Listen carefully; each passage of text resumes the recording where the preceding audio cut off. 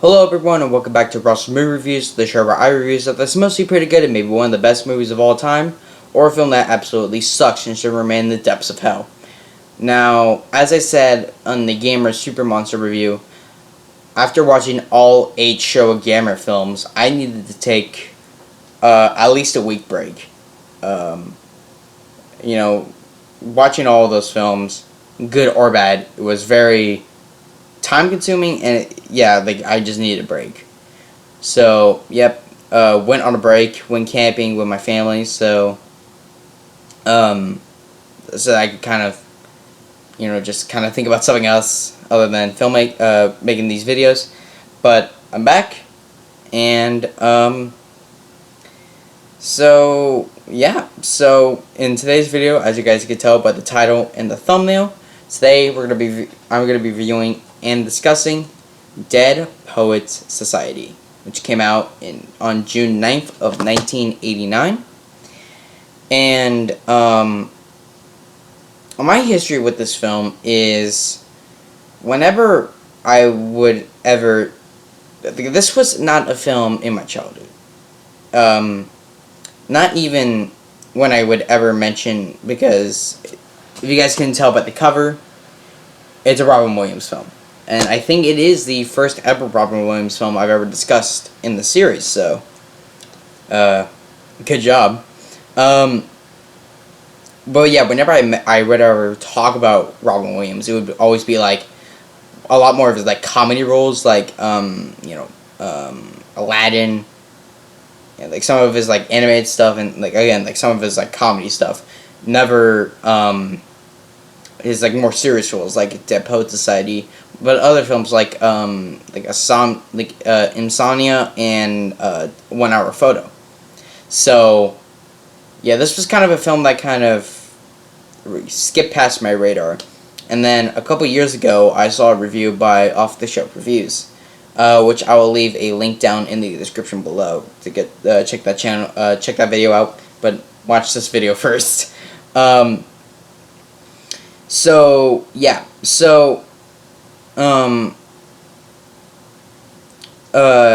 watched that and I was like, oh damn, this is actually kind of like a kind of well-known, talked about film. So, and then a year after that, I was looking around on Amazon. I found the Blu-ray for about $10, and then bought it. And so far, until this recording, or watching it for this review, I hadn't watched it ever. So it was like it was gonna happen at some point. So I thought, and I was kind of losing options on like, okay, what should I review for season 4? So I thought, you know what, might as well watch Dead Poets Society, since I've been meaning to watch this actually for a while. So yeah. So anyway, this film was made on a budget of $16.4 million. Domestically, it made over $95 million, and worldwide, it made over $235 million. So this was a success. Basically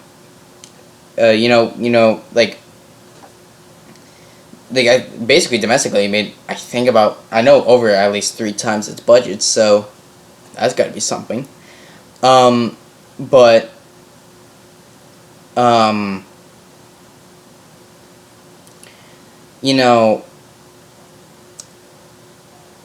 I've heard people say that this is one of his best serious roles, and possibly one of his best performances ever.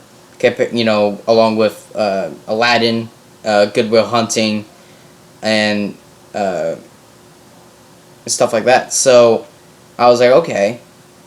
So knowing that this was my first Robin Williams film I was going to review for the channel, I was like, okay, so this has a lot of massive shoes to fill. And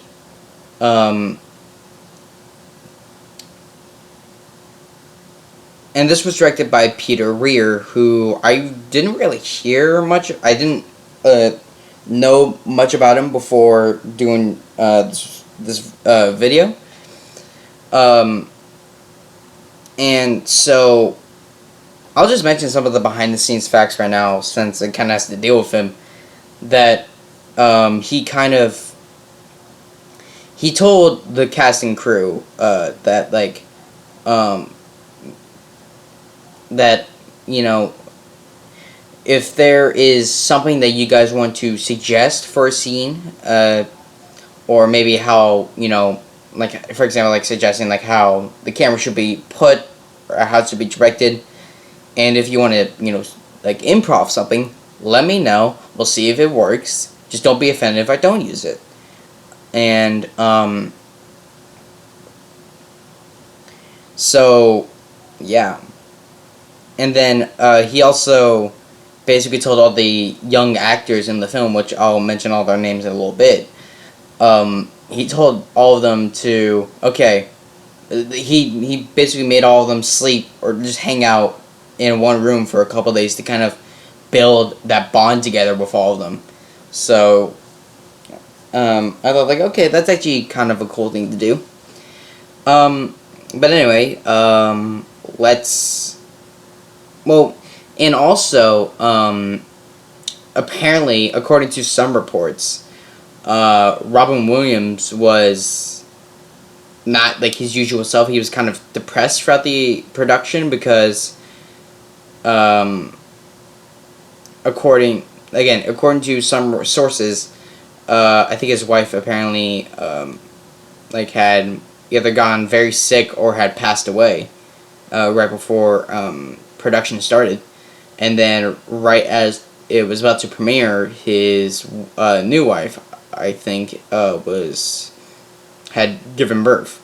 So it was a lot of like stressful times for him. So he didn't have that enthusiasm off camera, like that sort of comedy persona that he was known for. So it was like the cast were kind of like, okay, well, how is this gonna work out? Luckily, he did, when he was on camera, he did great. So, which I'm just gonna say this right now. He does fantastic in this role. I feel like that really any Robin Williams role is fantastic, or at least great or good. So, to say that his performance in this film was very good would be a massive understatement. It's fantastic. In fact, I would honestly put it on par with like his work on Aladdin or Good Will Hunting or some of his other films, like Insomnia or 1 Hour Photo. So it's a very, very fantastic performance. So, and gotta give it to Robin Williams. But yeah, let's get on to the plot, since I basically almost spent about 10 minutes talking about everything else and not actually talked about the film itself. So, yeah. So, a new English teacher, John Keating, played by the late Robin Williams, is introduced to an all-boys preparation school that is known for its ancient traditions and high standards. He uses unorthodox methods to reach out to his students who face enormous pressures from their parents and the school. With Keating's help, students Neil Perry, played by Robert Sean Leonard, Todd Anderson, played by a very young Ethan Hawke, and others learn to break out of their shells, pursue their dreams, and seize the day. So, that is a very, I'm just going to say this right now. I know that I said when I reviewed The Outsiders, which was, I think, about episode 3-ish, that I thought that was the best coming-to-age story, in my opinion. And I still stand by that. But Dead Poet Society is a very, very close second, and that's because this is technically actually a coming-to-age story, where I don't really hear that many people talk about The Outsiders and mention that it's a coming-to-age story. Whereas this film, a lot of people do mention that. But yeah, I do think that this is a very great coming-to-age story, just not as good as The Outsiders, but it's certainly one of the better ones. To talk about the cast, we obviously have the late Robin Williams as Mr. Keating, or as John Keating, sorry. And as I already stated before, he does fantastic in this role. Unfortunately, if you guys are fans of Robert Williams, you probably know then that he did commit suicide about in 2015. And out of all of the actors that I wish was still alive, he is one of them, because I feel like that because he would have still had that he would have still been a funny guy, because think that around like right before he did die, he was having a lot of like mental health issues, so that kind of maybe contributed to his suicide. But I feel like that he probably would have gotten over that, and he would have still been his funny self, which I really wish I could see in person, but obviously now that's not going to be the case. We have Ethan Hawke as Todd Anderson, Robert Sean Leonard as Neil Perry, Josh Charles as Knox Overstreet, Gail Henson as Charlie Dalton, Dylan Cussman as Richard Cameron, James Watterson as Gerald Pitts, Eileen Ruggiero, so sorry if I butchered that name, as Stephen Meeks, and that's it out of the main out of the students. They all do great, but really the standout ones for me is Todd, Neil, Knox, and Charlie. Because to me personally, this film does feel like Todd's story. Because because Robin Williams is top billing, because he's, at this, he's a bankable actor, so obviously he's going to get top credit. But in terms of the actual story, I feel like this is Todd's story, even though a good chunk of it is centered around Neil.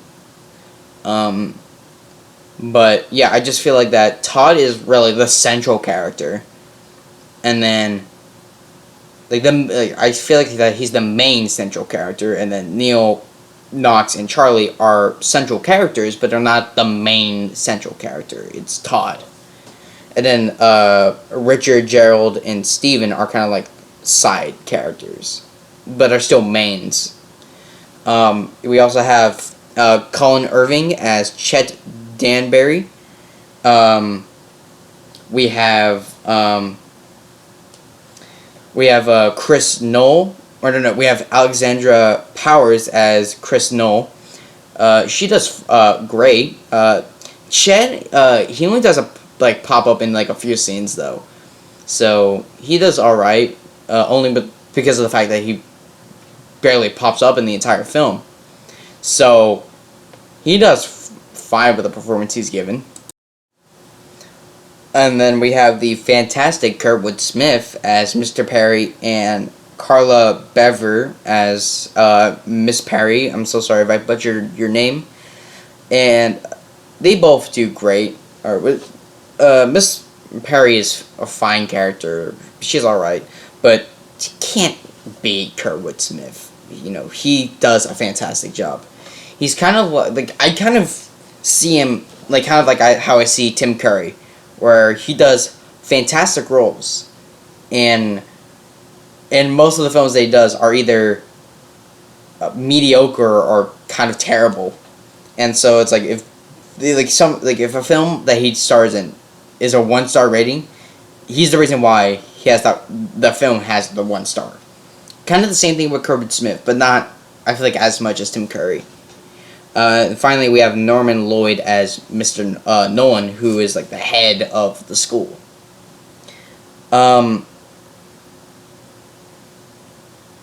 So, and yeah, he does fine with the performance he's given.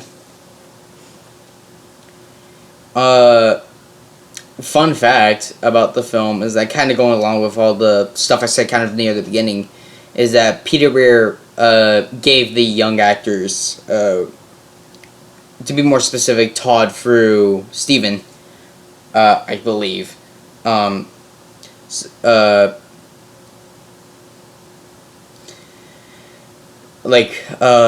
that detailed, basically, he was like, okay, here's books about like what films that you're that your characters probably would have watched in the 50s, what songs you would have listened to, how you guys would have dressed like and looked like. That's your homework.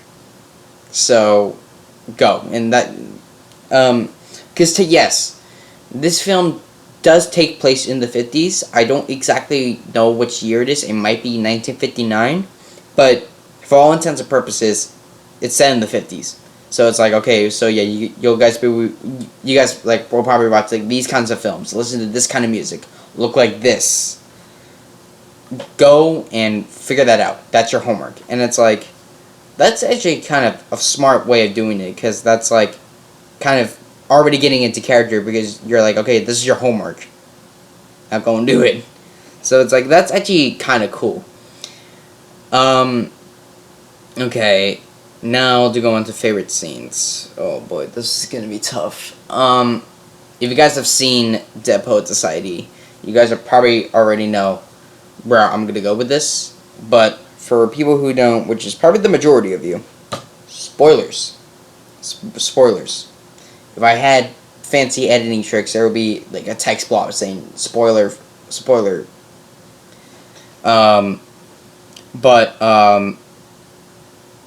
So yeah, spoilers.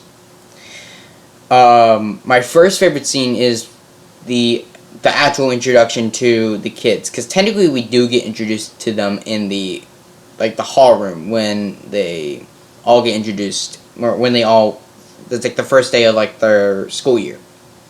But the scene I'm particularly talking about is when Todd enters his room and he meets like Neil, he meets Charlie, I think Knox, he meets I think he also meets Gerald at that point as well. But yeah, like that's the scene I'm talking about. That's a great scene. Favorite scene number 2, probably just when Knox first meets Chris, when he goes to have dinner with them. It's just a real cute scene that lasts like a few seconds, but it's a real cute and funny scene. Third favorite scene is probably the first initial classroom scene with Mr. Keating, where everyone like walks in and they're like, oh god, what's this classroom going to be like, because it's all boring. Like all the previous classes, it shows like a montage and they're all like boring, and they get into their English class and I'm like, man, dude, this is going to be boring. And then Mr. Keating just walks out and whistles, like scans all the kind of like the children or all the students, and he just walks down one of the aisles and walks out of the room. And he's like, well, come on. And everyone's like, what the fuck is going on? And like, perfect, like, okay, technically you do get introduced to Mr. Keating in that ballroom scene, but it's like the actual kind of like initial actual introduction to him, and it's fucking hilarious. My fourth favorite scene is, well, technically this counts as a set of scenes, so, and this is probably one of the most well-known and most talked about parts about this film, so, massive spoiler, oh shit, oh god, okay, let's hope this works. So, massive spoilers right here for this part. So, Neil is, throughout the entire film, he has, Mr. Perry as a father, which is shit anyway. But, obviously all the kids don't want to become doctors or bankers or lawyers. They, want to, do something. But I guess they're just too afraid to kind of like show it. Neil finds a special talent in acting. So he finds a flyer for the local theater who is doing a play of A Midsummer Night's Dream. And he's like, hey, I'm going to go. He goes into his room with Todd. And he's like, okay, I'm going to go and audition for this. And he's like, and Todd's like, well, what about your father? What is he going to react to it? And he's like, well, I'm not going to tell him. And he's like, well, he's going to find out at some point. He's like, oh, I highly doubt that. And then he actually gets the lead part in the film, in the play, and everyone's like, "Oh shit, dude, this is so exciting!" Um, and then it comes to, I think, like a day or two before the play is like going to happen, and Neil walks into his bedroom, his dorm room with Todd, and he finds his dad at his desk, and he's like, "Dad, what the hell are you doing here?" And he's like, "Well, I heard that you're doing a play. You're not doing it." And he's like, "Dad, like I've been training for this, like for like several weeks now. I can't just drop it now." He's like, "Yes, you are. You're gonna drop it, and you're gonna become a banker. Or no, you're gonna become a doctor." That's what he says. And he's like, "Yes, father."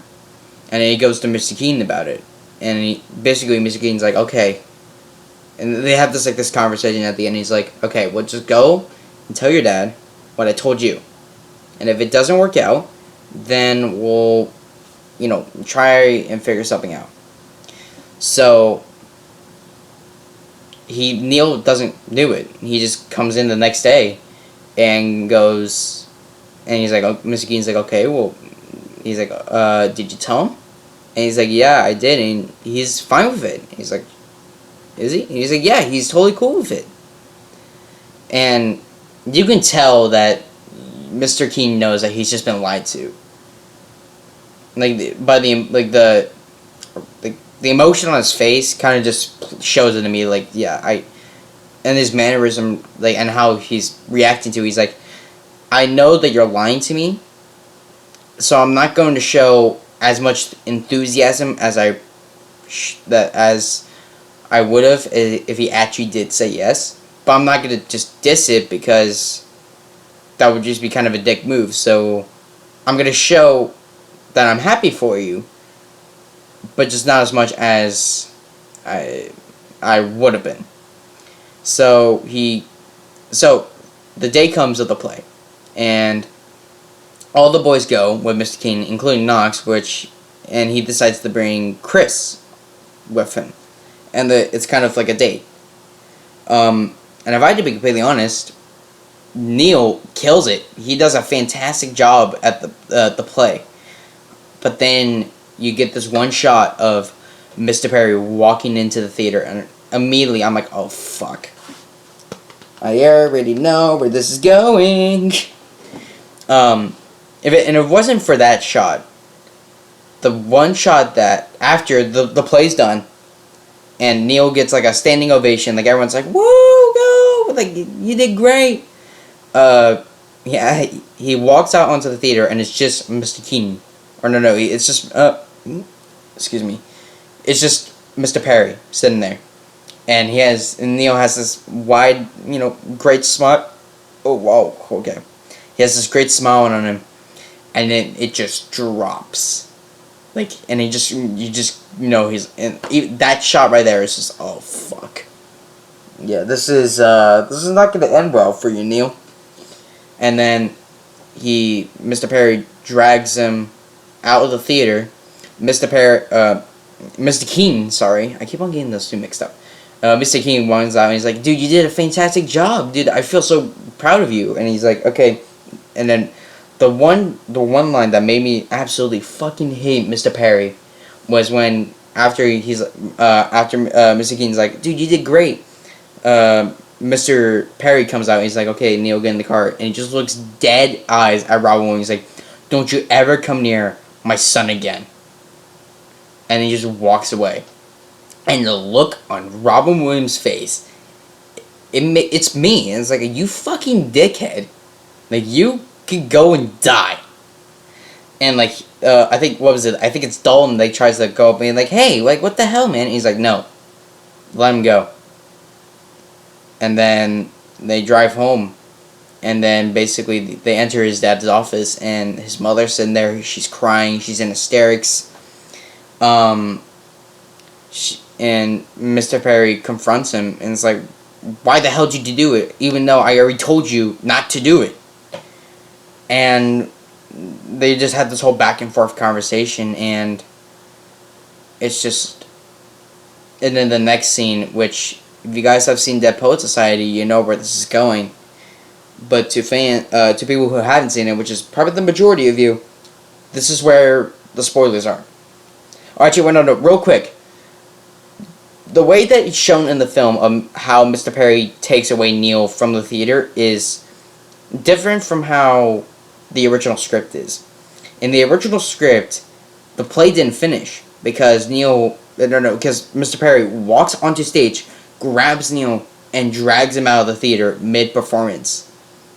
And I'm like, yeah, that would have sucked, but dragging him out at the end when he's like getting all this praise, and you just basically are just dragging him away from it, that seems kind of more harsh. But then, after he scolds Neil, and they go to bed, Neil... Okay, massive spoilers. This is it. Neil is getting ready for bed. He opens up his windows and puts the crown on that he had on during the play. And initially, I'm just like, oh shit, he's gonna throw himself out the window. He doesn't. He puts the crown back down, quietly opens up his door, heads downstairs, goes into his dad's office, and while he's asleep, he finds a key, opens up a drawer on his dad's desk, and pulls out a rag. Now you don't really see what's in the rag. You can assume that it's a gun. And the way that it's shot is so brilliant that you don't even need to hear the gunshot.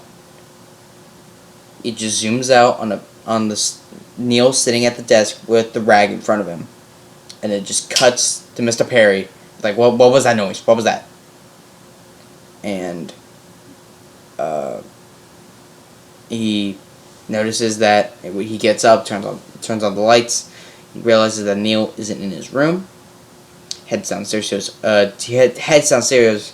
Realizes that his office door is open. He opens it and turns on the light. Smells something fishy.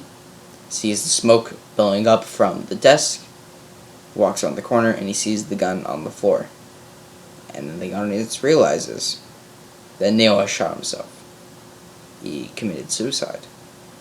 And the reaction by both Mr. Perry and his wife is so heart-wrenching, where I'm like, oh my fuck, I know that you're a dick, but I feel for you here. And then, yeah, you cut to Todd sleeping in his bed, and you see Dalton on the side of him trying to wake him up, and you know by his face, and you see the tear running down his face that he knows. And then he gets up and he's like, Dalton, what? Like, Charlie, what is it? And you see Knox. You see, I think it's Gerald and Steven sitting there, and they all know. And then he's like, well, what the hell's going on? And then Dylan's like, Neil's dead. And then they all go out into the snow, and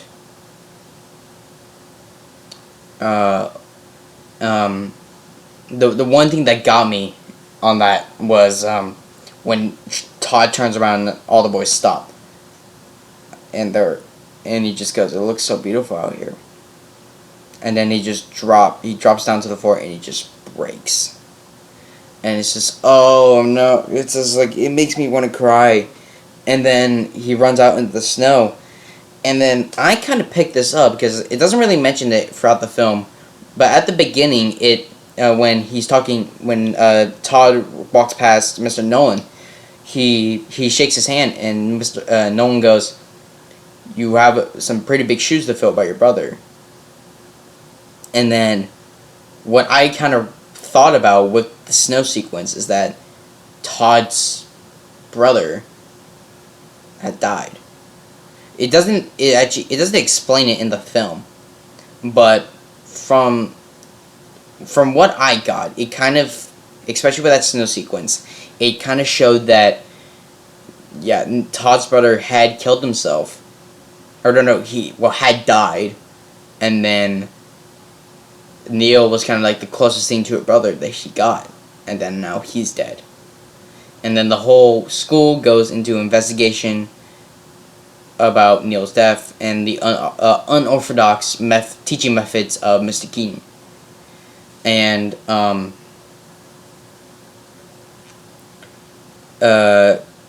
all of the boys, well, most of them, because I think it's Neil. Oh no, it's Todd, Knox, Richard, Gerald, and Steven all signed the paper of him, that basically states that Mr. Keene's methods of teaching led to Neil killing himself, and long story short, he's forced to resign. And actually, I'm gonna cut real quick, and my lights are gonna turn back on because I realized that it's getting real dark on the camera. So I'm gonna turn on the lights real quick. Ta-da! I look a lot better now, do I?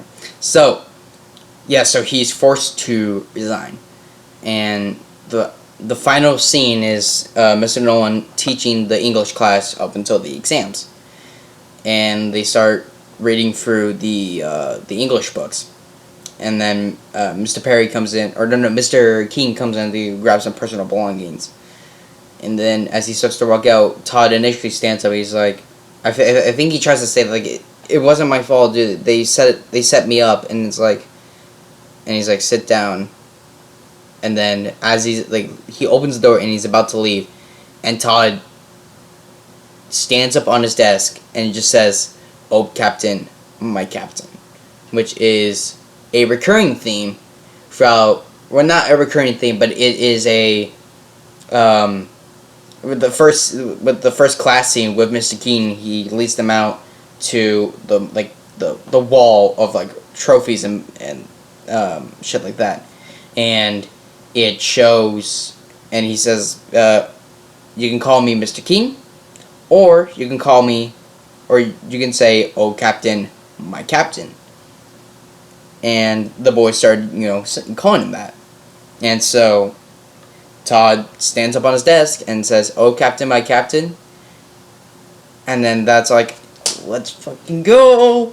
And then all some of the other, basically all the other kids in the Dead Poet Society besides Neil, because obviously he's dead, and Dalton, because he punches Cameron in the face for basically ratting him out, and I think he got expelled for that. So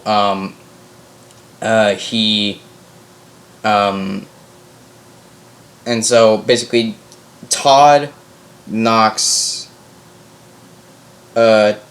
Richard, Richard doesn't stand up, Gerald, Steven, all stand up, and then all the other kids who weren't in the club but still followed his teachings religiously.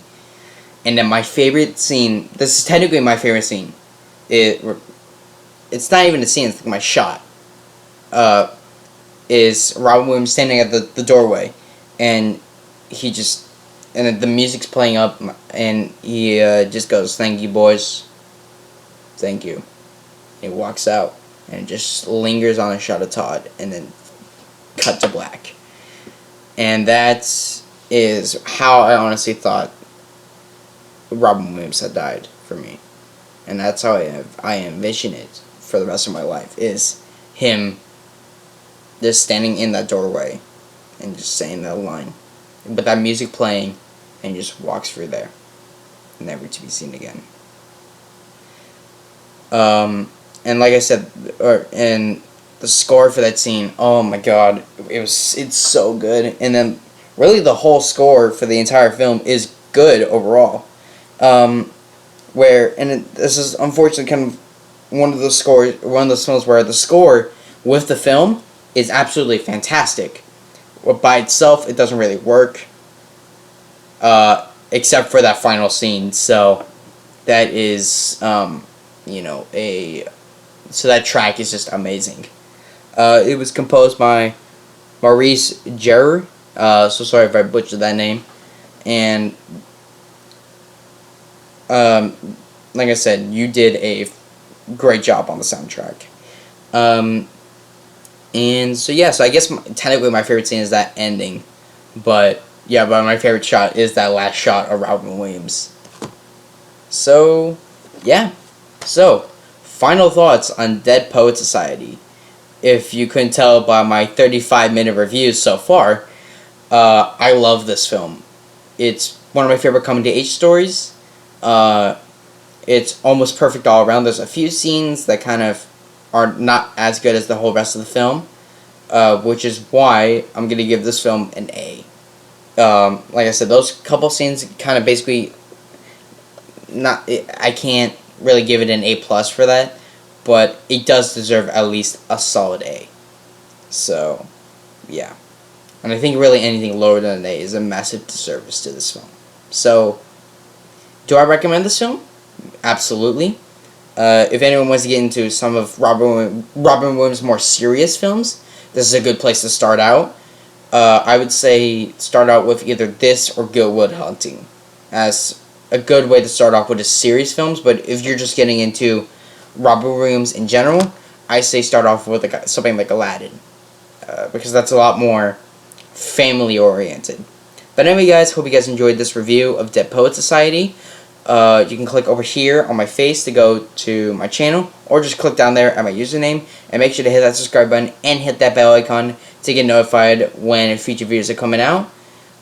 You can also click over here to check out the previous 2 reviews. Make sure to also go down in the description to check out all my social medias. Follow me on Instagram, Facebook, Twitter.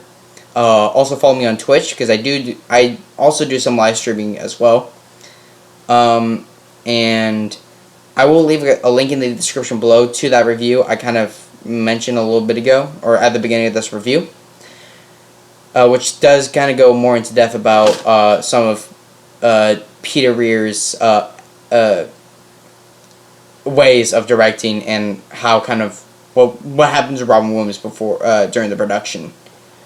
So yeah, go and check that review out to get some more information on it. And stay tuned for next week, where I'm going to be reviewing the massive historical epic Dancing with Wolves. And that review is going to be one heck of work. And there's 2 cuts to it. There is the theatrical cut, which runs at over 3 hours.